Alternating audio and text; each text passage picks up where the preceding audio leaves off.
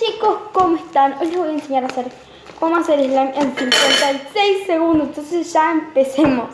Primero, los materiales son espuma, Ariel, líquido de lentes y cola blanca. Vamos a empezar a echarle la cola. Siguiente, echamos la espuma. Por esto puedo. Mezclamos. Ahora echamos el líquido de lentes. Ya verán cómo que se está haciendo, pero no, todavía no está listo porque se le va a empezar a pegar en las manos. Ahora hace falta el Ariel. Miren chicos, ya está casi listo, solamente le queda más. Bueno chicos, ya está. Escuchen. Les digo que no use ni bórax ni carbonato de sodio. Estos son los materiales verdaderos. Bueno chicos, hasta el próximo video. Nos vemos la próxima. Chao.